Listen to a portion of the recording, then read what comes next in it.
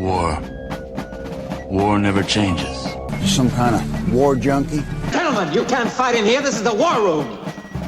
Welcome to the War 102 podcast, where we explore the doctrine, theory, philosophy, and history of warfare. I'm your guide, Paul Darling, and I want to share what I learned in nearly 30 years in uniform. So let's get to learning about the most influential activity in human history, war. Welcome to episode 80, the Battle of Saratoga. The American Revolutionary War, waged between 1775 and 1783, was not merely a contest between a rebellious colony and its mother country. It was a test of national identity, an experiment in political will, and a conflict that drew the attention of empires across the world.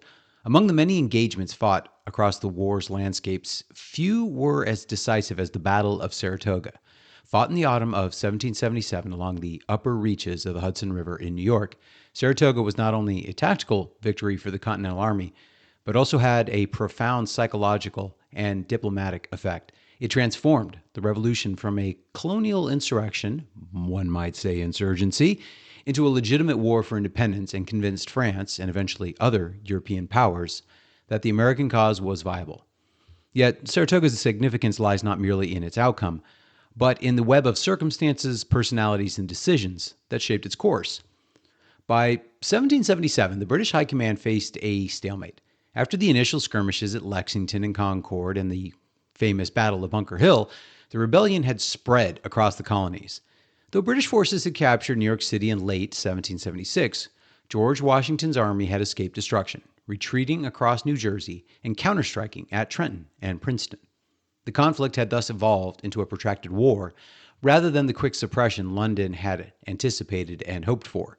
The British strategy for 1777, conceived largely by General John Burgoyne, sought to isolate New England, the perceived heart of the rebellion, from the rest of the colonies. The plan was bold and complicated. Burgoyne would lead an army south from Canada along the Lake Champlain-Hudson River corridor, capture Fort Ticonderoga, and advance towards Albany, New York. Meanwhile, General Barry St. Leger would march east from Lake Ontario through the Mohawk Valley, and General William Howe, commanding British forces in New York City, was expected to move north along the Hudson. The three armies would converge on Albany, severing New England from the mid-Atlantic colonies and strangling the rebellion by dividing it geographically and psychologically. However, the plan was undermined by, let's say, poor coordination, miscommunication, and competing ambitions. Howe didn't like the plan at all, and rather than marching north to support Burgoyne, decided to capture Philadelphia, the seat of the Continental Congress. This decision left Burgoyne isolated deep in enemy territory, dependent on a long, vulnerable supply line stretching back to Canada. And Burgoyne's army, though professional and well-equipped, faced a formidable landscape and a population increasingly hostile to British occupation. In June of 1777, Burgoyne set out from Canada with nearly 8,000 men. A force of British regulars, German auxiliary, mainly from Brunswick and Hesse-Hanau, otherwise known as the Hessians, loyalists, Canadians, and Native American allies. The campaign began promisingly. On July 6, Fort Ticonderoga, a symbol of American resistance, fell with very little fighting after the British placed artillery on nearby Mount Defiance. The loss shocked the Continental leadership and raised fears that the British would soon dominate the Hudson Valley. Yet Burgoyne's triumph at Ticonderoga kind of sowed the seeds of later difficulties. His army moved slowly through dense forests and marshland, hindered by the immense logistical burden of transporting artillery, supplies, and baggage through the wilderness. His Native American allies, crucial for reconnaissance and really intimidation, kind of got a little bored as the campaign dragged on. The local population, and far from rallying to the British, was incensed by reports of atrocities, most notoriously the killing of Jane McCrae, ironically a loyalist woman slain by native warriors allied with Burgoyne. The incident became a potent symbol of British cruelty and galvanized resistance in upstate New York and throughout the colonies. By August, Burgoyne's army was struggling.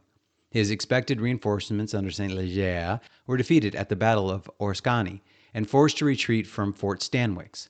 Howe's army, meanwhile, was moving towards Philadelphia, leaving Burgoyne to face an increasingly emboldened force under Major General Horatio Gates. The American Northern Department, headquartered at Albany, was initially in disarray following the fall of Ticonderoga. But local militias, enraged by British depredations and specifically the reported scalping of Jane McCrae, began to rally. Leadership proved decisive. And though Gates, a former British officer turned Continental General, assumed formal command in August, the energy and tactical innovation came largely from his subordinates, and most notably Benedict Arnold, whose aggressive spirit and battlefield intuition would prove pivotal. The American position along the Hudson was strategically chosen. Gates' army entrenched itself at Bemis Heights, a strong defensive position overlooking the river near Saratoga. The site, fortified by Polish engineer Thaddeus Kosciuszko, allowed the Americans to command the narrow corridor through which Burgoyne would have to advance. By September, the Continental forces had swelled to nearly 9,000 men, bolstered by militias from New York and throughout New England. On September 19, 1777, Burgoyne launched an attack on the American left flank near Freeman's Farm. The British objective was to probe the American defenses and secure the high ground, but the dense woods fragmented the battlefield and disrupted formations. What ensued was a chaotic and brutal encounter, characterized by close-range musketry and repeated assaults at bayonet point. Benedict Arnold, though technically subordinate to Gates, played a central role in directing the American counterattacks.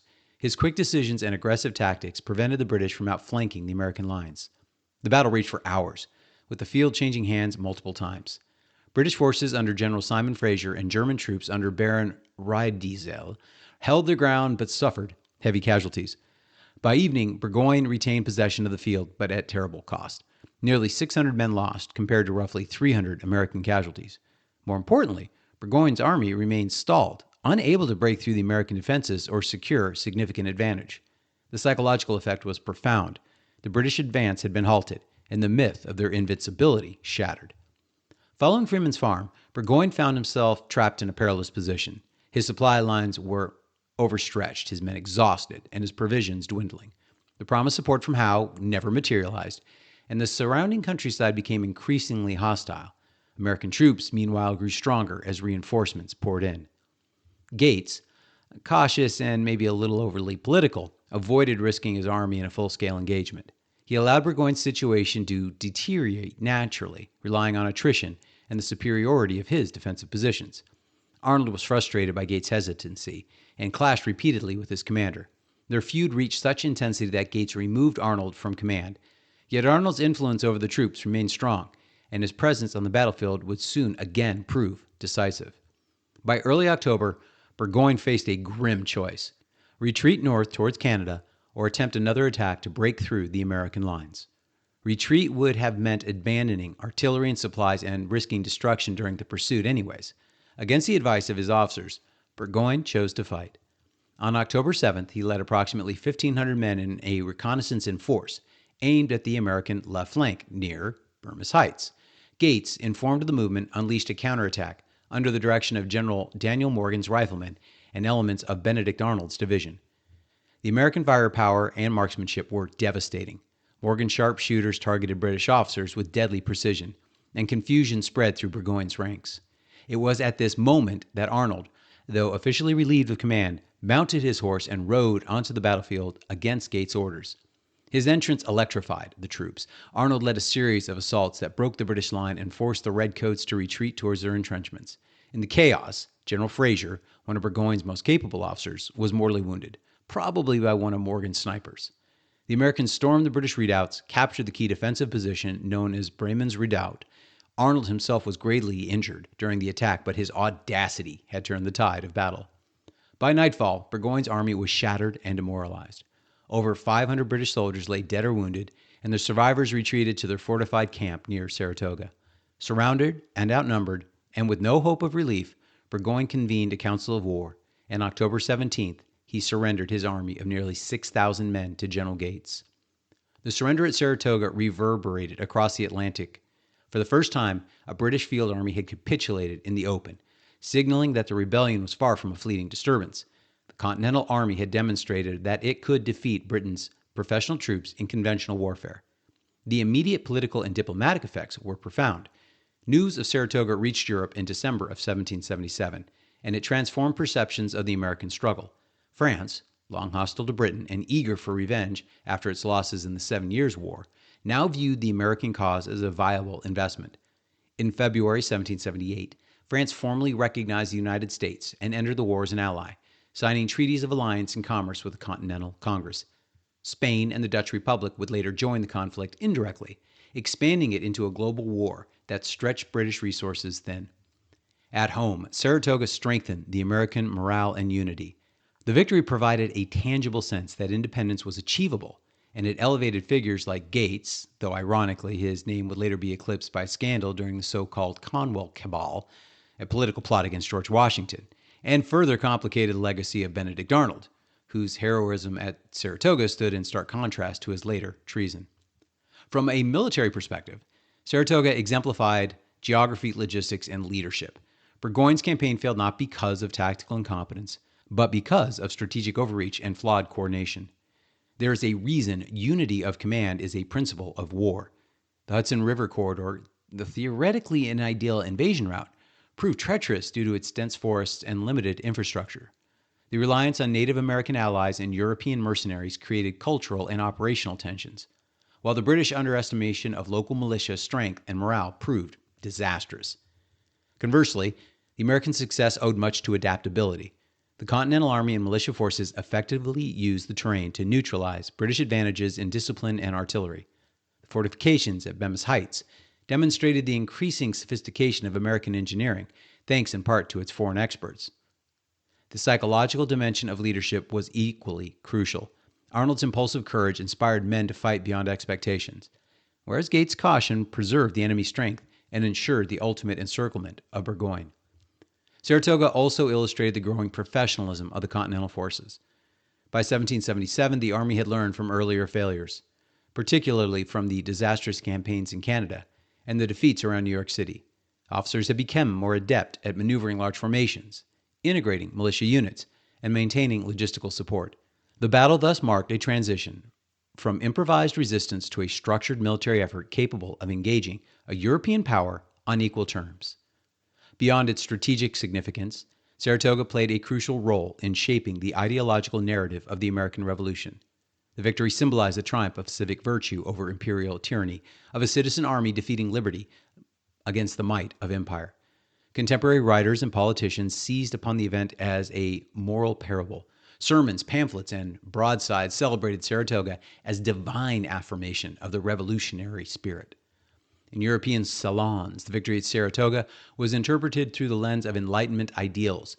Philosophers and reformers such as Raynal viewed the American success as a vindication of republican government and natural rights.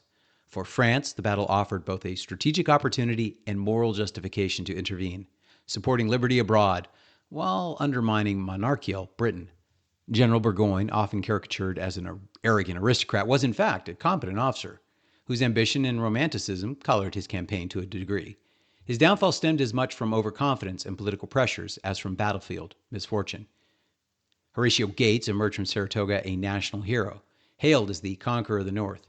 Yet his triumph sowed seeds of rivalry with George Washington, whose own campaigns that year, culminating in the grim winter at Valley Forge, seemed overshadowed by Gates' success. Gates's later failures in the Southern campaigns of 1780 and his involvement in political intrigue tarnished his reputation. Fame is, indeed, fleeting. Benedict Arnold's story, perhaps the most tragic, epitomized the duality of Saratoga's legacy. His reckless bravery on the battlefield saved the American position and helped secure victory. Yet his subsequent betrayal 3 years later cast an impossibly long shadow over his earlier heroism. Arnold's trajectory from hero to traitor reflects the psychological strains of a war fought not only for independence, but also for recognition, honor, and identity. Saratoga's influence extended far beyond the American continent. The Franco-American alliance it precipitated reshaped global geopolitics. When France entered the war in 1778, the conflict then expanded into the Caribbean, the Mediterranean, and even the Indian Ocean. Britain suddenly found itself defending a global empire against multiple adversaries. The naval battles that followed, such as at Chesapeake and the Santés, were direct consequences of Burgoyne's defeat in the New York wilderness. Moreover, the American victory at Saratoga reverberated throughout the colonial world. It demonstrated that imperial power could be resisted successfully through collective action and ideological conviction. Revolutionary movements in France, Haiti, and Latin America would later draw inspiration from the precedent set by the American struggle. The Battle of Saratoga was more than a military victory. It was a transformative event in the making of the United States. altering the strategic balance of the Revolutionary War by securing foreign alliances and crystallizing the ideological foundations of the new republic. It demonstrated that the pursuit of independence was not merely a romantic fantasy, but a realizable goal through courage, discipline, and collective sacrifice. The Franco alliance, combined with American refusal to surrender, made our victory in the Revolution possible. The British Army was simply not large enough to pursue into the depths of the American interior. Their only hope, and here it's hard to criticize the attempted capture of Philadelphia, was to seize and hold the cities and use the economic leverage as a means to force capitulation. Ultimately, the Crown refused to accept the strength of independence as a moral cause, seeing the fight as merely economic. Much as modern counterinsurgencies have refused to accept the strength of Islam as a motivator and relying on the materialistic counters found in the Cold War communist struggles. Thanks for listening today. If you want to help the show, please share today's episode on any social media sites you can. Check out the War 102 Buzzsprout website for more information and to send me a message. And, of course, my thanks to the subscribers who help keep the show going. Hope you all join me next week. See you soon.